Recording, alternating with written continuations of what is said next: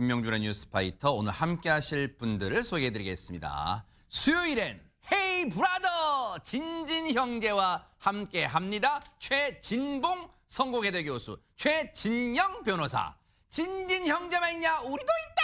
하재근 사회문화평론가, 손정혜 변호사, 그리고 방송인 이담 아나운서 이렇게 5분과 함께 합니다. 어서 오십시오. 네.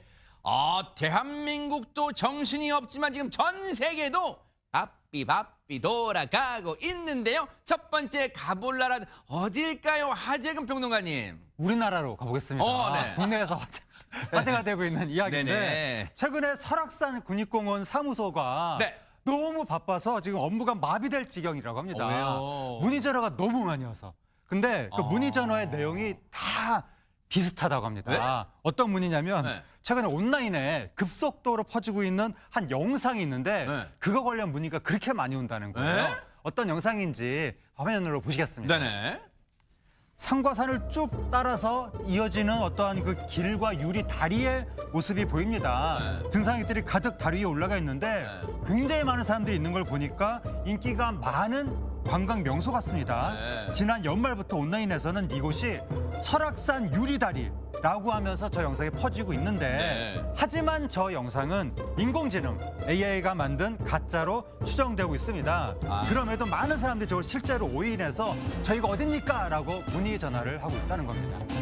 아니 근데 진짜 딱 봐도 이게 진짜인지 이게 가짜인지 사실 구별이 안 되잖아요. 딱 봐도 야 절경이다. 진짜 조금 위태위태하지만 한번 가보고 싶다. 그런 생각 들게 만든데 야 이게 AI라는 게 진짜 믿기지가 않습니다. 손정희 변호사님. 그렇습니다. 누가 설명 안 해주면 진짜야 하고 믿을 수도 있어 보이는데요. 무려 이 영상이 온라인상으로 퍼져서요. 수백만 회가 조회됐다고 합니다. 수백만 명이 봤다라고도 볼 수 있을 것 같은데요.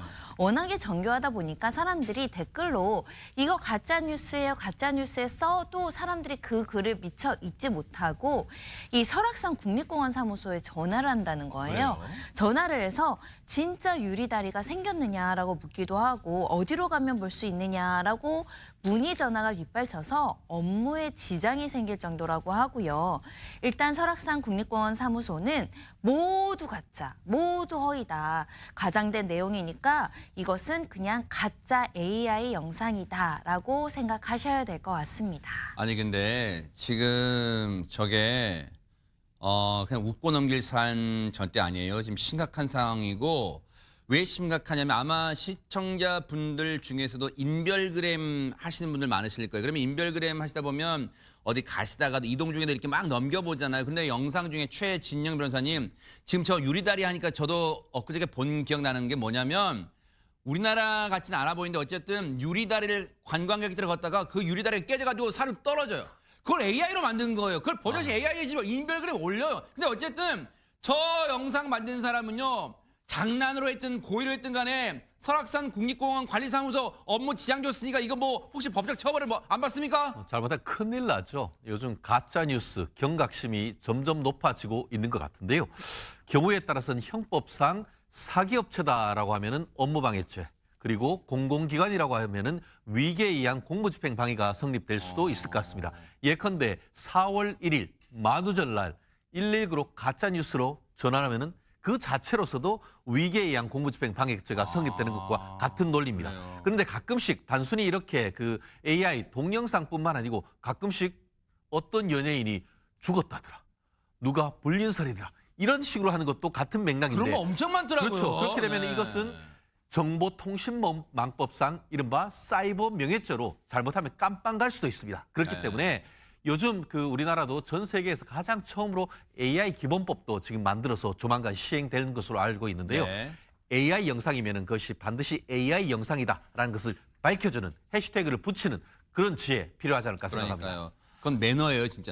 AI는 인공지능 AI는 이제 거스를 수 없는 시대 대세인 건 분명하지만 AI 관련해서는요. 정말 사회에 혼란을 주는 그런 영상은 만들지도 말아야겠고 또 거기에 혹하지도 말아야겠다 이런 생각해 봅니다. 자, 한국에서 시작했는데 이제 또 어느 나라 가볼까요? 이담 아나운서. 미국으로 한번 가보겠습니다. 미국 매사추세츠주에요. 굉장히 조용하고 평화로운 주택가가 있었는데요. 네.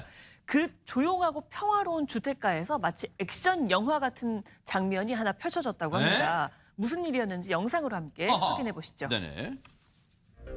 네, 주택가 골목 사이 빠른 속도를 감당하지 못하는 흰색 차량이 보입니다. 어머나. 갑자기 빙글 돌더니 저렇게 주택 계단 난간에 부딪히고 마는데요. 차량은 그대로 들이받고 그 충격에 운전자가요 차 밖으로 튕겨져 나옵니다. 아이고, 아이고. 안전벨트도 안 한 것 같죠. 어머나. 더 황당한 건 그 다음입니다. 운전자 멀쩡히 벌떡 일어나서 어? 하는 표정으로 현장을 확인하죠. 본인도 지금 상황이 이해가 안 되는 눈치입니다. 와. 아니 근데 미쿡 얘기 나오니까 우리 최진봉 교수님이 눈이 번쩍 뜨이긴 하지만 사실은 최진영 변호사님께 여쭤볼 거예요. 지금 깜짝 놀라셨죠? 네, 깜짝 놀랐습니다. 깜빡 속으셨죠? 네. 미국 얘기니까 나 여쭤볼 줄 알았죠? 그렇죠. 제가 네네. 저한테 질문 올 줄 근데 지금 저 상황 보니까 최진영 변호사님입니다. 진진 브라더스 중에 최진영 변호사님. 자, 운전자가 일단 무사해서 천만 다행이긴 한데 근데 저 집 주인은 지금 날벼락 맞은 거잖아요. 저 네. 손해배상 어떻게 청구하는 거예요? 아, 저 진진 브라더스 중에 한 명, 저도 네. 시카고에서 공부하고 아, 시카고? LA에도 LA? 살았었습니다. 아, 네. 그런데요, 네. 전 이 영상을 보면서 두 가지가 딱 생각이 났습니다. 아하. 첫 번째, 반드시 보험에 들어라. 두 번째, 운전하면은 반드시 안전벨트를 매라. 아. 요 두 개가 가장 큰 교훈이 아닌가 싶은데요. 네.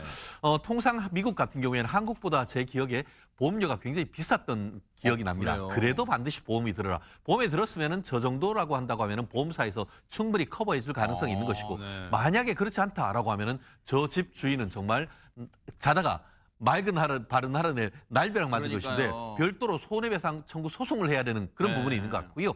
다만 정말 불행 중 다행으로 저 정도 속도로 하다가 이렇게 그 어떻게 보면은 사고가 나면은 가끔씩 사망 사고가 납니다. 근데 그렇죠. 사망 사고가 나는 것은 안전벨트를 하지 않은 상황 속에서 차에서 밖으로 운전자 내지는 동승자가 튀겨져 나오면서 아우, 세상에. 예 엄청난 사고로 이어지는 거거든요. 네. 근데 저거는 정말 거의 기적에 가까운 그러니까요. 사건이라고 봅니다. 그렇기 때문에 저런 부분 돈은 돈으로 해결하면 됩니다. 하지만 목숨은 돈으로 해결할 수 그렇죠. 없습니다.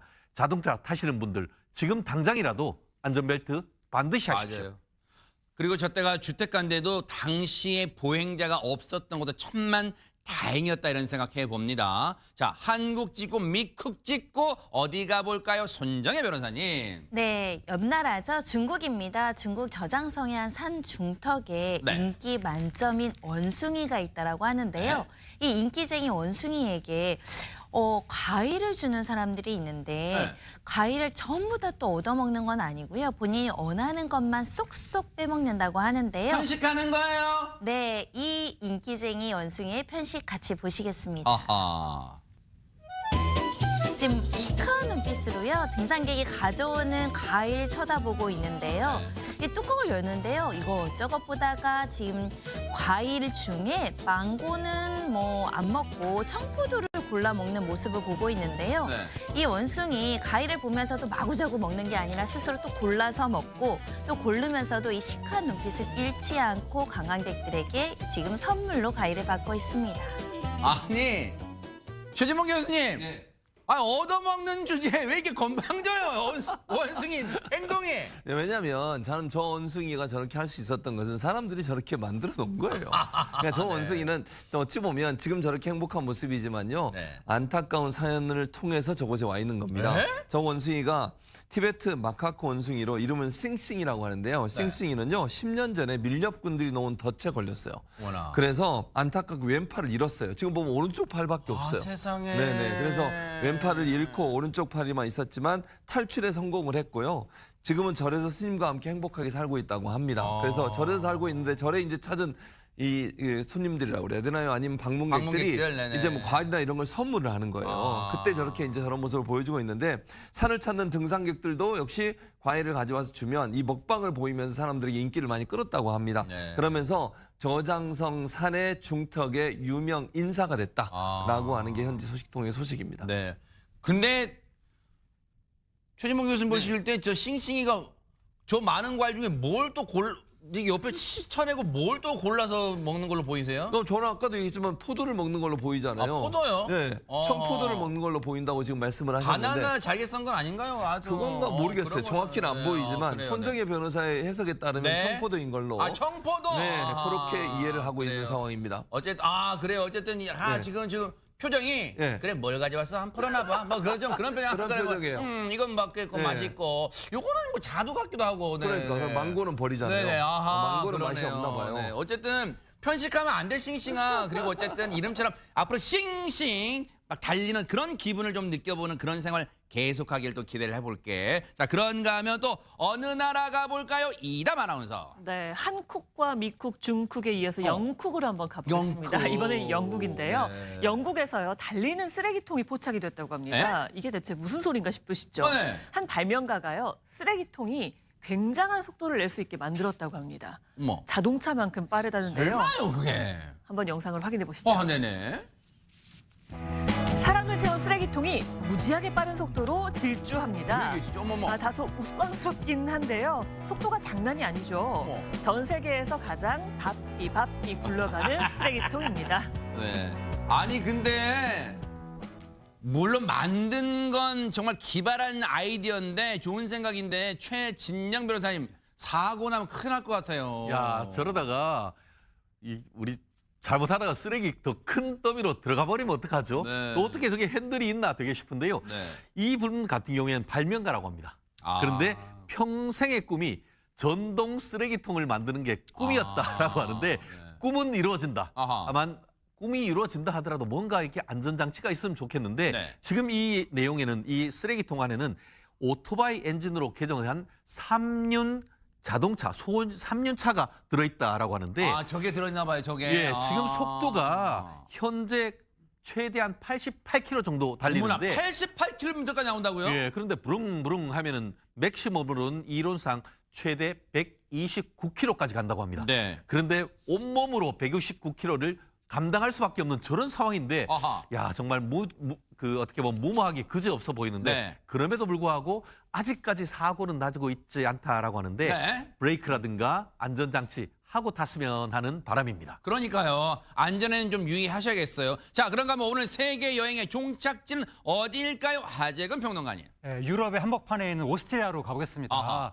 오스트리아에서 우리의 상식을 뒤집는 일이 벌어졌다고 합니다. 어떤 일이냐면 네. 이제 몸이 가려울 때마다 무려 도구를 사용해서 몸을 긁는 소가 있다고 합니다. 진짜예요? 네, 어떤 모습인지 영상으로 보시겠습니다. 설마요. 이제 풀밭에서 여유롭게 풀을 뜯는 이제 소의 모습이 보이는데 청소소를 입에 물더니 네. 온몸을 구석구석 긁는가 하면 솔과 막대기 이게? 부분을 뒤집어가며 방향을 바꿔서 문지릅니다. 어머나. 마치 여기가 가렵소라면서 효자손으로 긁는 할아버지 같기도 합니다. 야, 아니 근데 진짜 최진문 교수님 효자손을 크게 키운 것 같아요. 진짜 어떻게 저렇게 어머 저걸 진짜 사용할 줄 아네요. 진짜. 그러니까요. 신기하잖아요. 인간만 도구를 사용할 줄 알았더니. 그러니까요. 네. 뭐 신기한 거 아닙니까? 그래서 사실은 이게 반려소예요. 반려암소입니다. 그냥 잡아먹으려고 키우는 게 아니고요. 네. 반려암소라는 말씀을 먼저 드리고요. 아. 오스트리아 한 농부가 키우는 13살 반려암소 베로니카라고 하는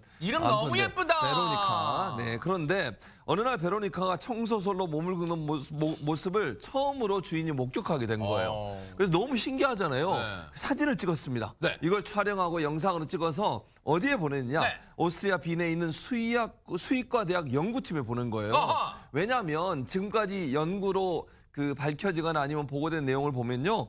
이런 포유류가 도구를 다목적으로 사용하는 경우가 없었대요. 한 번도. 그래요? 그러니까 보통은요. 영장류들 있잖아요. 네. 침팬치, 코끼리, 까마귀, 돌고래, 문어 이런 일부 동물들은 도구를 활용하는 게 사용하는 게 보였지만 포유류가 도구를 다목적으로 사용하는 사례가 확인된 바 없기 때문에 아하. 이걸 보냈더니 영상을 본 대한연구진이 이렇게 얘기했답니다. 관련 연구를 진행했고 아하. 소가 도구를 사용하는 첫 사례로 학계에 정식 보고를 했다고 합니다. 야, 진짜 신박한 영상인데 앞으로 저런 동물들이 더 많이 늘어날 수 있다는 생각도 들어요. 어쨌든 도구를 사용할 줄 아는 동물 또 그런 또 신기한 영상 또 뉴스파이터 또 보여드리도록 하겠습니다. 잘 봤습니다. 자, 지금 시각이 6시 7분이 돼 가려고 하고 있습니다. 지금 여러분께서는 매일 오후 5시 50분에 방송되는 김명준의 뉴스파이터와 함께하고 계십니다. 김명준의 뉴스파이터 여기서 마치겠습니다. 함께해 주신 여러분 고맙습니다.